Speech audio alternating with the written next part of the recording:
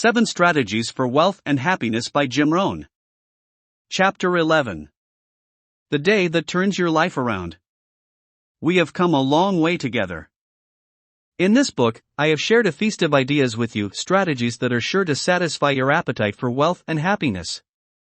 And yet, I must also share with you a concern. You see, if you assimilate all the information in this book, you could probably call yourself an expert on the principles of wealth and happiness. Why, you could no doubt even give a lecture on the philosophical aspects of success and sound pretty impressive at that. But you must do more in life than know the theory of how things are supposed to work. In the free enterprise system, you must act to make things happen. Only applied knowledge counts. So how do you go about bridging the gap between knowledge and action? Is there a third component that acts as a catalyst? Fortunately, there is. It is our emotions. Emotions. Emotions are the most powerful forces inside us. Under the power of emotions, human beings can perform the most heroic, as well as the most barbaric, acts. To a great degree, civilization itself can be defined as the intelligent channeling of human emotion. Emotions are the fuel and the mind is the pilot, which together propel the ship of civilized progress. Which emotions cause people to act? There are 4 basic ones, each or a combination of several can trigger the most incredible activity. The day that you allow these emotions to fuel your desire is the day you'll turn your life around. Disgust. One usually does not equate the word disgust with positive action. And yet, properly channeled, disgust can change a person's life. The person who feels disgust has reached a point of no return. He or she is ready to throw down the gauntlet at life itself and say, "I've had it." That's what I said after my humiliating experience with the Girl Scout and her $2 cookies. I've had it. I said. I don't want to live like this New York more. I've had it with being broke. I've had it with being embarrassed, and I've had it with lying. Yes, productive feelings of disgust come when a person says, enough is enough. Period. The guy has finally had it with being a loser. He's had it with mediocrity. He's had it with those awful sick feelings of fear, pain, and humiliation. He sees his wife walking once more through the canned goods aisle of the supermarket to buy a can of beans, and he knows what's going to happen. He knows she will look at the brand that costs 69 cents and the brand that costs 67 cents. And he knows that although she prefers the 69-cent brand, she will buy the one for 67 cents. And he knows, all too well, the reason she will buy the cheaper can to save 2 cents. 2 cents. Our guy, sick inside, says, I've had it with being on my knees in the dust looking for pennies. We are not living like this New York more. Look out. This could be the day that turns a life around. Call it what you will, the I've had it day, the never again day, the enough's enough day. Whatever you call it, you can call it powerful. There is nothing so life-changing as gut-wrenching disgust. Conversely, there is nothing more pitiful than mild disgust. Someone says, I kind of think I've had it, how pathetic, how spineless. There isn't enough fuel in that kind of emotion to propel a toy boat in a bathtub. Decision. Most of us need to be pushed to the wall to make decisions.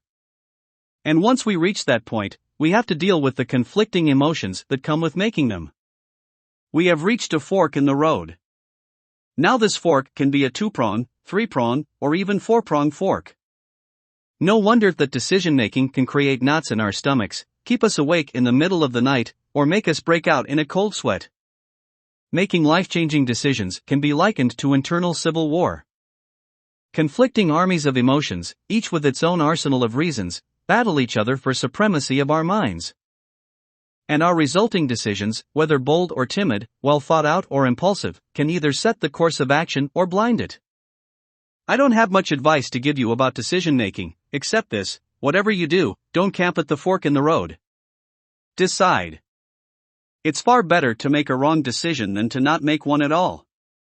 Each of us must confront our emotional turmoil and sort out our feelings.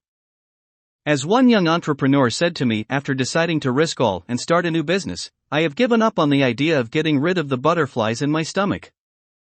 But at least now I can make them fly in formation most of the time. You, of course, have a tremendous tool for decision making, right?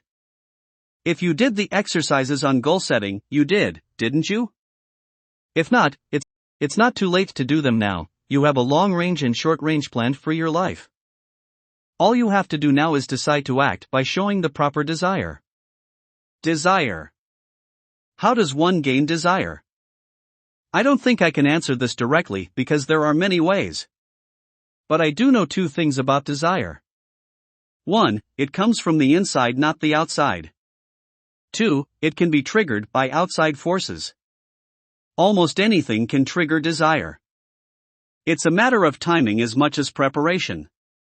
It might be a song that tugs at the heart. It might be a memorable sermon. It might be a movie, a conversation with a friend, a confrontation with an enemy, or a bitter experience.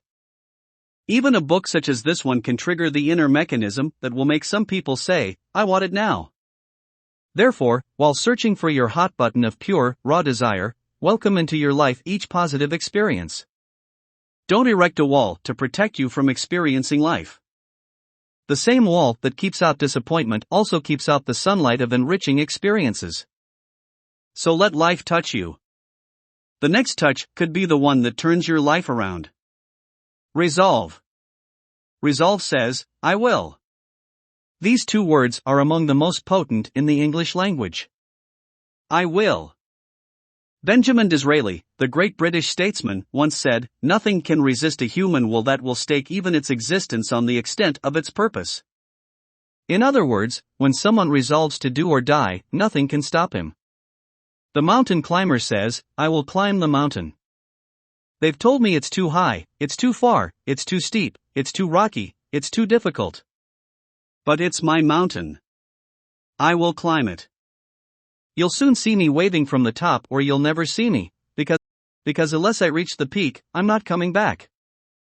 Who can argue with such resolve? When confronted with such iron-willed determination, I can see time, fate, and circumstance calling a hasty conference and deciding, we might as well let him have his dream. He said he's going to get there or die trying. The best definition for resolve I've ever heard came from a schoolgirl in Foster City, California. As is my custom, I was lecturing about success to a group of bright kids at a junior high school. I asked, "Who can tell me what resolve means?" Several hands went up, and I did get some pretty good definitions. But the last was the best. A shy girl from the back of the room got up and said with quiet intensity, "I think resolve means promising yourself you will never give up." That's it. That's the best definition I've ever heard. Promise yourself you'll never give up. Think about it. How long should a baby try to learn how to walk? How long would you give the average baby before you say, "That's it, you've had your chance"? You say that's crazy? Of course it is. Any mother in the world would say, "My baby is going to keep trying until he learns how to walk." No wonder everyone walks. There is a vital lesson in this. Ask yourself, how long am I going to work to make my dreams come true? I suggest you answer, as long as it takes. That's what resolve is all about. Action. Knowledge fueled by emotion equals action. Action is the last part of the formula. It's the ingredient that ensures results. Only action can cause reaction. Further, only positive action can cause positive reaction. Action. The whole world loves to watch those who make things happen, and it rewards them for causing waves of productive enterprise. I stress this because today I see many people who are really sold on affirmations. And yet there is a famous saying that faith without action serves no useful purpose. How true! I have nothing against affirmations as a tool to create action. Repeated to reinforce a disciplined plan, affirmations can help create wonderful results. But there is also a very thin line between faith and folly. You see, affirmations without action are the beginnings of self-delusion. And for your well-being, there is little worse than self-delusion. It's like the sales executive who comes out of a sales meeting all revved up and says, "I'm going to be the biggest in the business," but then puts no disciplined thought or action behind her words. She might as well be walking west looking for the sunrise. 4 questions. As we approach the end of our journey together, I have some questions I want you to ponder. The first is, why should you try? Children often ask why questions. And this is an important why question. I mean, why get up early? Why work so hard? Why read that many books? Why make that many friends? Why go that far? Why earn that much? Why give that much away? The best answer to the why should you try question is another question, why not? What else are you going to do with your life? Why not see how far you can go? Why not see how much you can earn, or read, or share? Why not see what you can become or how much you can grow? Why not? After all, you'll be here until you go. Why not stay here in style? The third question goes a bit further. It demands, why not you? Some people have done the most incredible things with a limited background. Some people do so well that they get to see it all. Why not you? Why not you watching the morning mist over the Hebrides Islands off Scotland? Why not you soaking up history in the Tower of London or exploring the dark mysteries of Spain? Why not you having lunch in one of those charming cafes overlooking the famous Champs-Élysées in Paris? Why not you? There is nothing like a stroll through the Hall of Mirrors at the Palace of Versailles or gazing at the Mona Lisa in the Louvre. Why not you sailing a schooner in the Caribbean? Do you know where the most exquisite seashells are in Miami? I can show you. Why not you shopping on Fifth Avenue in New York City, staying at the Waldorf or the Plaza or the Carlyle, having sliced roast goose on a bed of apple strudel at Lujo's? Why not you drinking in the Arizona sunset? Why not you enjoying all that life has to offer, knowing that it is your reward for disciplined and consistent effort? Why not you? And now, my friend, here's my last question to you, why not now?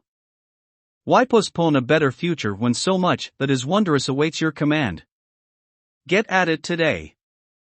Get some new books, make your detailed goal plan, take a millionaire out to lunch, find new ways to increase your productivity, develop a lifestyle of generosity and love, make a new effort to believe in yourself. And get moving. Finally, ask for God's help. Yes, I believe our future success is up to us. But I also know that we all need spiritual sustenance, especially when our resolve weakens as we face adversity. There is a story about a man who took a rock pile and in 2 years turned it into a lovely garden filled with the most beautiful flowers. One day a holy man came by. He had heard about the garden, as its fame spread for miles around. But he also wanted to make sure the gardener didn't forget the ultimate creator. So he said, "Gardener, the Lord has certainly blessed you with a beautiful garden." The gardener understood. "You're right, holy man," he said.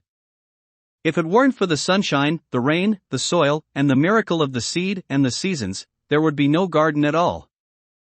But you should have seen this place a couple of years ago when God had it all to himself. You and I have been given the gifts of life, but it's up to us to decide if we are going to use God's laws to create and to prosper."